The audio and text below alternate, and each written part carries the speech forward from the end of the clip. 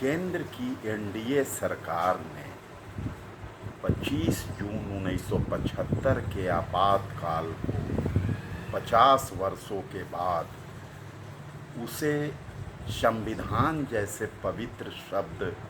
के साथ हत्या जोड़ करके संविधान हत्या दिवस की जो अधिसूचना जारी की है, उससे संपूर्ण विपक्षी दल के साथ साथ देश की आम जनता विचलित एवं मर्माहत है कि संविधान जैसे पवित्र शब्द में हत्या शब्द जोड़ करके देश के अपमान करने का काम किया गया है। मोदी सरकार अपने 10 वर्षों के कार्यकाल में लगातार 10 वर्षों में संविधान की धज्जियां उड़ाने के साथ साथ संविधान की हत्या करने का काम किया है। चाहे देश के गरीब, अल्पसंख्यक, मजलूम जो भी हों, मध्य प्रदेश में भाजपा के नेता आदिवासी के शरीर पर पेशाब करने का काम करते हैं, तो हाथरस जैसे उत्तर प्रदेश में दलित बच्ची के रेप के बाद बिना उसके परिवार की जानकारी की उसे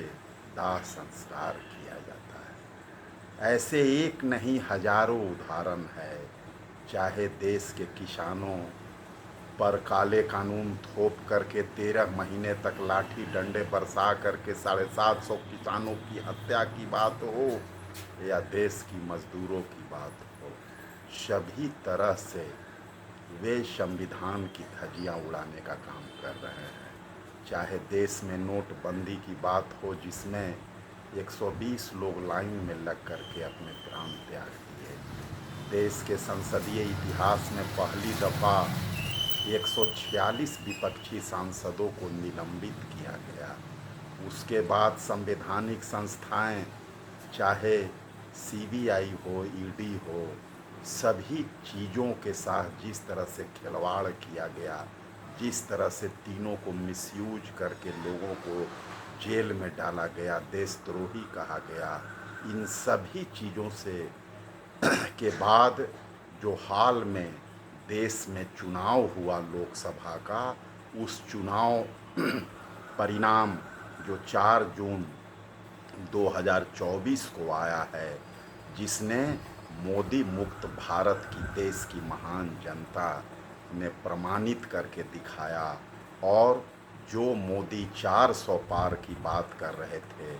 उन्हें बहुमत का आंकड़ा से भी दूर रखने का काम किया। देश की महान जनता उससे बौखलाए मोदी सरकार और ख़ास करके देश के प्रधानमंत्री और गृह मंत्री ने विपक्षी दलों को नीचा दिखाने के लिए, कांग्रेस को नीचा दिखाने के लिए 50 वर्ष पुराने कहानी की गाथा गा करके और संविधान जैसे पवित्र शब्द में हत्या जोड़ करके देश और संविधान का अपमान करने का काम किए हैं।